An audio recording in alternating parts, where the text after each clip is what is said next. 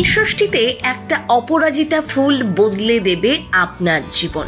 তার জন্য কি করতে হবে জানেন? উপোস করে এই ভুল করবেন না। সন্তানের মঙ্গল কামনায় মায়েরা এদিন ব্রত পালন করেন, কিন্তু জানেন উপোস ভাঙার আসল নিয়ম? পুজোর সময় এই কটি টোটকা মেনে চলুন অবশ্যই। মহাদেব আপনাকে সব বিপদ থেকে রক্ষা করবে। মহাদেব অল্পতেই সন্তুষ্ট, তাই ব্রত পালনে এই রীতি মনে রাখুন অবশ্যই। আপনার সন্তান ভালো থাকবে।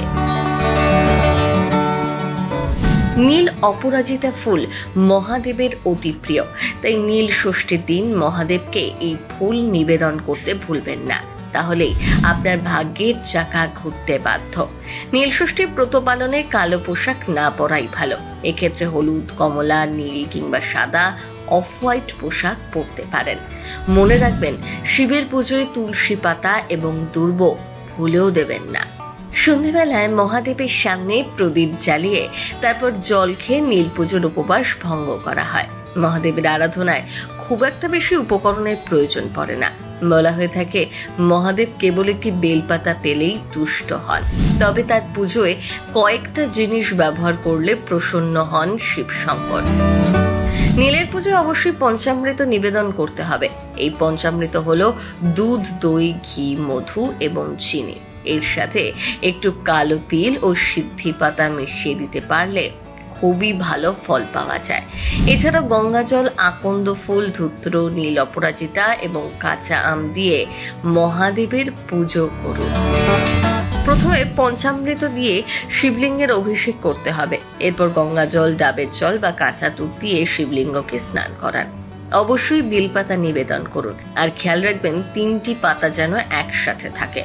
সাদা চন্দন, ফুল, কাঁচা আম নীলের পুজোয় নিবেদন করা জরুরি। সবশেষে সন্তানের মঙ্গল কামনা করে একটি ঘিয়ের প্রদীপ জ্বালান। পুজোর পর প্রথমে প্রসাদ খেয়ে উপবাস ভাঙুন, তারপর রাতে সাবু, ফল, মিষ্টি, ময়দার তৈরি নিরামিষ খাবার খেতে পারেন। নীল ষষ্ঠী পুজো করার সময় 5 রকম নৈবেদ্য অবশ্যই দিতে হবে। এই পুজোয় গরমকালে পাওয়া যায় এমন ফল, অর্থাৎ বেল, তরমুজ, ডাব, শসা নিবেদন করুন। শিবের অপর নাম নীলকণ্ঠ বা নীল। অনেকে মনে করেন শিবের সঙ্গে নীলচণ্ডিকা বা নীলাবতী পরমেশ্বরীর বিয়ে উপলক্ষে লৌকিক আচার অনুষ্ঠান হয় এদিন। শোনা যায়, দক্ষযজ্ঞে দেহত্যাগের পর সতী পুনরায় আবির্ভূত হন। এরপর রাজা তাকে নিজের মেয়ের মতন করে বড় করে শিবের সঙ্গে ফের বিয়ে দেন। বাসর ঘরে মক্ষিপা রূপ ধরে মৃত্যুবরণ করেন। তা দেখে শোকে রাজা ও রানী প্রাণ বিসর্জন দেন। তাই অনেকেই মনে করেন শিব ও নীলাবতীর বিয়ের স্মারক হচ্ছে নীল পুজো। প্রথম বাংলা ব্যুরো।